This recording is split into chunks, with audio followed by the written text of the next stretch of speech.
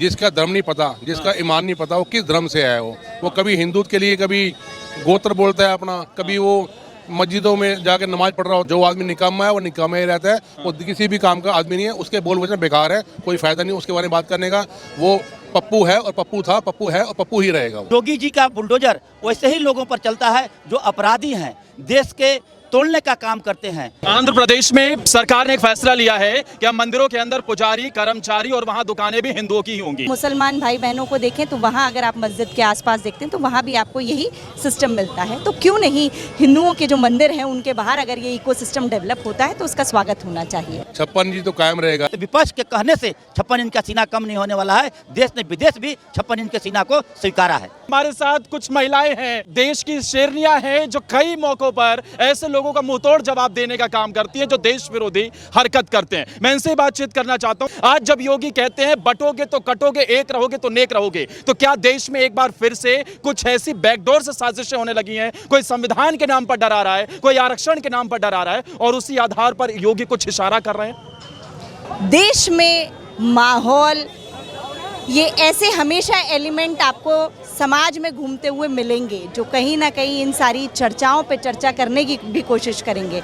पर भारतीय जनता पार्टी का जो संघर्ष रहा है, चाहे वो 2 सांसद जो संसद में थे वहाँ से लेकर आज विश्व की सबसे बड़ी जो पार्टी बनकर भारतीय जनता पार्टी निकल कर आई है, उसका संघर्ष, उसके प्रत्येक कार्यकर्ता का संघर्ष खाली नहीं गया। और आज उसके रूप में आप देख रहे हैं कि भारतीय जनता पार्टी कितने बड़े रूप में निकल करके आई है। तो ये सब बातें हैं जो कहने की हैं। योगी जी के बारे में जो भ्रम फैलाया जा रहा है, सारा देश, सारे हिंदुत्व और सारे जो यूपी के संगठन के और पूरे देश के लोग उनके योगी जी के साथ हैं। बाबा जी को सभी प्यार करते हैं और ऐसी ये जो वारदात हो रही है ये ऐसे चलेगी नहीं देश के अंदर। अच्छा ये बताइए, योगी का बुलडोजर चलता है तो ओवैसी को दिक्कत क्यों होती है? देखिए, ओवैसी को या वैसे लोगों को जो अपराधी तत्व के लोग हैं उनको तो दिक्कत होनी ही है। और योगी जी का बुलडोजर वैसे ही लोगों पर चलता है जो अपराधी हैं, देश के तोड़ने का काम करते हैं, देश में नरसंहार करने का काम करते हैं, सनातन के विरोधी काम करते हैं, हमारे जो महिलाओं के साथ बलात्कार करने का, रेप करने का, ऐसे ऐसे लोग जो काम कर रहे हैं उनके ऊपर बुलडोजर चलता है। तो जो देश को बांटने का काम करते हैं उसी को योगी जी ने बोला है, पुनः उनको समझाने का कोशिश किया है कि अगर तुम बटोगे तो कटोगे, तुम एक रहो और नेक रहो। रेप के आरोपी मोहित खान का डीएनए टेस्ट करवाने की अखिलेश यादव बात करते हैं, बताइए कैसा बयान है ये? देखिए, एक अयोध्या में एक दलित बेटी के साथ रेप होता है, लेकिन बंगाल में एक हमारी बेटी के साथ वहाँ पर किस तरह से निर्मम हत्या होता है, बलात्कार होता है, रेप होता है। लेकिन अखिलेश यादव हो या लालू यादव हो, तेजस्वी हो, राहुल गांधी हो, कोई नहीं बोलता है। लेकिन जब वैसे तत्व जो ऐसी बेटी को अयोध्या में एक हमारी आदिवासी समाज से, SC ST समाज से बेटी के साथ इस तरह से रेप होता है, उनके लिए वो नहीं बोलते हैं और उससे लोगों को जिस पर बुलडोजर चलता है उसको DNA टेस्ट कराने के लिए बोलते हैं। तो ऐसे लोग जो देश के बांटने का काम करते हैं हम उसको छोड़ेंगे नहीं, भारतीय जनता पार्टी छोड़ेगी नहीं। योगी जी ने स्पष्ट बात कहा है कि 140 करोड़ लोगों को एक मत होकर एक ही जगह पर देश के प्रति वफादारी दिखाने वालों को वोट देना चाहिए। अगर हम एक रहेंगे तो देखो, इस हिंदुस्तान के अंदर अटल बिहारी वाजपेयी जी की सरकार थी, राष्ट्रपति अब्दुल कलाम जी थे, एक हिंदू और एक मुसलमान, और दोनों सर्वोच्च पदों के ऊपर रहने के बाद उन्होंने चीन का आदमी नहीं मारा, बर्मा का नहीं मारा, पाकिस्तान का नहीं मारा, अपनी ज़मीन पर बम फोड़े और पूरे वर्ल्ड में दिखा दिया कि हिंदुस्तान की तरफ निगाह मत करना। तो जब एकता होती है और गंभीरता से होती है तो कोई भी हिंदुस्तान की तरफ निगाह नहीं डाल सकता किसी तरीके का भी उपद्रवी। उपचुनाव आ रहे हैं, उपचुनाव में क्या 10 सीटों जो होने वाली है उसमें बीजेपी क्लीन स्वीप करने वाली? देखो जी, भारतीय जनता पार्टी को जिताना ही बहुत ज़रूरी है। मैं तो 5 टाइम के हाजियों और नवाजियों को भी कहता हूँ कि अपनी एकता और जुटता के लिए भारतीय जनता पार्टी को भारी से भारी मतों से जिताओ और हिंदुस्तान के एक एक आदमी जो 140 करोड़ लोगों को लेकर अगर उनकी बात रखने जगस्वी गए हैं तो आपको पता होना चाहिए जितने मुस्लिम जो कि लड़के हैं डॉक्टरी अगर शिक्षा कर रहे हैं तो वो यूक्रेन में कर रहे हैं। तो ऐसी बात नहीं है, हम देश के प्रति वफादारी दिखाने की बात करते हैं। भारतीय जनता पार्टी एक थी, एक है और एक रहेगी। लोगों ने आज हर एक आदमी अपने वाद और विवाद को लेकर चल रहा है। भारतीय जनता पार्टी सिर्फ समाज को लेकर चलती है, ना कि कट्टरवाद को, ना आतंकवाद को, ना किसी जातिवाद को। जो लोग मैम लगातार हार का सामना कर रहे हैं, राहुल गांधी की मैं बात कर रहा हूं, और उसके बाद मोदी के 56 इंच सीने पर सवाल उठाते हैं, उन्हें क्या कहना चाहेंगे आप? सफलता से सफल रूप में आज भारतीय जनता पार्टी के नेतृत्व में और आदरणीय प्रधानमंत्री जी के नेतृत्व में तीसरा कार्यकाल प्रधानमंत्री जी का आप देख रहे हैं, और कितनी कुशलता पूर्वक ये 10 साल गए बीते रहे, और आने वाला ये जो 5 साल का जो समय है और जो मंजर है, ये भी उसी प्रकार से होने वाला है। इसमें कहीं कोई दो राह नहीं है। मैं फिर कहना चाहूँगी देश की जनता के साथ, देश की जनता को, कि हमें गुमराह नहीं होना है। घबराते वो हैं, कमेंट वो करते हैं जिनको कहीं ना कहीं इनसिक्योरिटी होती है। भारतीय जनता पार्टी को अपने ऊपर पूर्ण विश्वास है और जनता का स्नेह और साथ मिलाए, इसीलिए हम तीसरी बार अपनी सरकार बना करके फिर पुनर्स्थापित हुए, जो कि इतिहास में बहुत बड़ा एक नंबर और भारतीय जनता पार्टी के लिए स्वर्णिम अवसरों में एक तरीके से लाइन लिख दी गई है। जो लोग ये कहते हैं कि राहुल गांधी ने जम्मू में कहा भी कि मोदी जी पहले ऐसे चलते थे, अब ऐसे चलते हैं, 56 इंच सीना आज भी मोदी जी का ये कायम है, और राहुल ऐसी बातें करते हैं। 56 जी तो कायम रहेगा। जिसका धर्म नहीं पता, जिसका ईमान नहीं पता, वो किस धर्म से आया हो, वो कभी हिंदुत्व के लिए कभी गोत्र बोलता है अपना, कभी वो मस्जिदों में जाकर नमाज पढ़ रहा होता है। ऐसे व्यक्ति के, इस व्यक्ति की बात का कोई भरोसा नहीं है। इसको सभी पत्रकारों को, सभी देश के लोगों को, दुनिया के लोगों को इस पर विचार भी नहीं करना चाहिए। जो आदमी निकम्मा है वो निकम्मा ही रहता है, वो किसी भी काम का आदमी नहीं है। उसके बोल वचन बेकार है, कोई फायदा नहीं उसके बारे में बात करने का। वो पप्पू है और पप्पू था, पप्पू है और पप्पू ही रहेगा वो। जब बांग्लादेश में हिंदुओं पर अत्याचार होता है तो फिर सब मौन क्यों हो जाते हैं?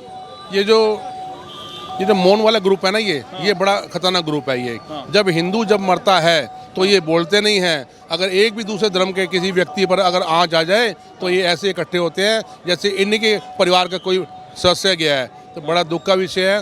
भारतीय जनता पार्टी, नरेंद्र मोदी जी जो देश चला रहे हैं, ये ऐसे ही सही है कि और कोई पार्टी आ गई तो ऐसे ही चलेगा। सारे हिंदू फिर पछताएंगे। अभी जो कह रहे हैं एकता में बल है, अभी सभी को मोदी के युग में चलना चाहिए और ऐसे ही चलेगा तो बढ़िया रहेगा। आज डरे डरे मोदी जी बिल्कुल नहीं है। मोदी जी डरे होते तो कितनी सुरक्षा थी स्टेज पर, कोई एसपी नहीं, खाली लोग थे, और कितनी सिक्योरिटी से आपने भी देखा मीडिया के अंदर। डरा हुआ सीना कुछ नहीं है। वो भगवान को मानने वाले आदमी है। मृत्यु तो देखो किसी की भी आ सकती है। अब्दुल कलाम जैसे आदमी को कितनी सुरक्षा मिली हुई थी, कितना कुछ मिला हुआ था, कितने डॉक्टर, 1 मिनट 1 सेकंड में इलाज मिलता था। मोदी जी बिल्कुल डरने वाले नहीं हैं। निर्भीक, ईमानदार, कर्मठ और अच्छे नेता हैं।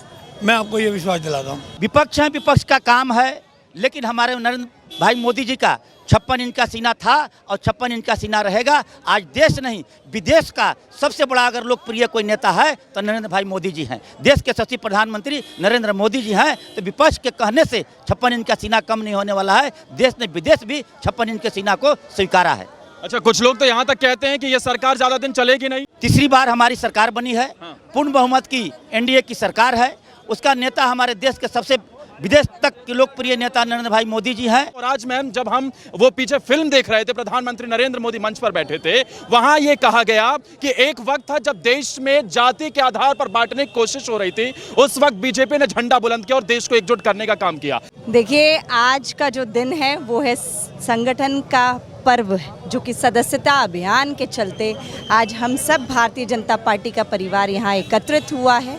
और माननीय प्रधानमंत्री जी ने पहली सदस्यता, क्योंकि हमारा जो कैंपेन है वो पहले से फिर उसको वापस से रीस्टैब्लिशमेंट जिसको कहते हैं, तो पहली सदस्यता प्रधानमंत्री जी ने लेते हुए, आगे अमित भाई ने लेते हुए, राजनाथ सिंह जी और साथ ही साथ हमारे राष्ट्रीय अध्यक्ष जी ने अपनी सदस्यता लेते हुए इस सदस्यता पर्व का, संगठन के पर्व का उद्घोष करते हुए पूरे देश भर में 8800002024 के माध्यम से सभी प्रत्येक परिवारों को जुड़ने का आह्वान किया है। भारतीय जनता पार्टी के परिवार एकजुट होकर 18 करोड़, जो कि 2019 की सदस्यता अभियान के अंतर्गत हमें देखने के लिए मिला और विश्व की सबसे बड़ी पार्टी मिली। मुझे पूरी उम्मीद है कि फिर एक बार आदरणीय प्रधानमंत्री जी के नेतृत्व में ये आंकड़ा और इसको पार करेगा। देश की एकता और अखंडता के लिए हमारे यशस्वी प्रधानमंत्री नरेंद्र मोदी जी जो लगातार काम कर रहे हैं, आज हम यहाँ पर आए हुए हैं सदस्यता अभियान के लिए। और धन्यवाद करूंगा प्रधानमंत्री नरेंद्र मोदी जी का, जो उन्होंने लक्ष्य रखा है एक ही दिन में 70 लाख से ज़्यादा सदस्यता अभियान के।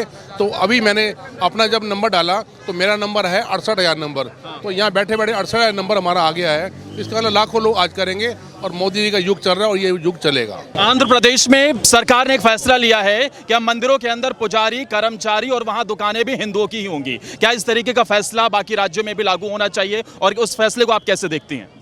देखिए, आंध्र प्रदेश की सरकार ने वहाँ के जातीय समीकरणों को देख करके ये इस पर डिसीजन लिया गया है और मुझे लगता है कि अगर इस प्रकार का जातीय समीकरण अगर किसी भी स्टेट में निकल कर आता है तो इस डिसीजन का स्वागत, क्योंकि हम देखने के लिए हमें मिलता है कि जब हम कहीं अगर चर्च जाते हैं तो चर्च के आसपास की जो जनसंख्या जो वहाँ पर अपना संसाधन, अपना जीवन यापन कर रहे हैं, वो वही परिवार हैं। सिमिलरली अगर हम मुसलमान भाई बहनों को देखें तो वहाँ अगर आप मस्जिद के आसपास देखते हैं तो वहाँ भी आपको यही सिस्टम मिलता है। तो क्यों नहीं हिंदुओं के जो मंदिर हैं उनके बाहर अगर ये इकोसिस्टम डेवलप होता है तो उसका स्वागत होना चाहिए। जब मस्जिदों में ऐसा हो रहा है, हर जगह ऐसा हो रहा है, तो हिंदुओं को भी जब उन लोगों को उनके पैसे मिल रहे हैं, जो उनके इमाम हो या उनके पास करने वाले वो हो, उन लोगों को दे रहे हैं, तो हमें भी अपने मंदिरों को और अपने जो वहाँ पे सेवा वाले हैं उनके लिए काम करना चाहिए। बहुत अच्छा कदम है, पूरे दुनिया में, पूरे देश में ये हिंदुत्व के लिए एक कदम उठाना जरूरी था, ये होना चाहिए। हर हिंदू मंदिरों में सनातन के मानने वाले ही लोग पुजारी होते हैं। कोई भी दूसरे समाज के अल्पसंख्यक के लोग जो हैं वो हमारे सनातन मंदिर में नहीं होते हैं। जिस तरह से उनका मौलवी मौलाना मस्जिदों में होते हैं तो वो उनके ही समाज से हैं। हमारे सनातन के लोग ही, सनातन के पूजा करने वाला, सनातन के मानने वाले ही मंदिर में पूजा पाठ करते हैं। तो ऐसी उनकी राय भी उनकी अपनी राय है और जो अच्छी बातें हैं उस पर सबको साथ भी देना चाहिए। असम के अंदर सर एक छोटा सवाल है। असम के अंदर अभी सरकार ने फैसला लिया है कि जुमे की नमाज का जो ब्रेक मिलता था सदन के अंदर, उस ब्रेक को अब खत्म कर दिया हिमंता बिस्वा शर्मा ने। ये तो पहली व्यवस्था है ना लोकसभा और राज्यसभा में, तो फिर आखिर इस पर सियासत करने की जरूरत और सवाल उठाने की जरूरत, हिंदू मुस्लिम करने की क्या जरूरत है पार्टियों को? देखिए, हेमंत बिस्वा शर्मा जी क्यों कहे हैं उसके पीछे की बात को आप सोचिए। हेमंत बिस्वा शर्मा जी सबके लिए नहीं कहे हैं।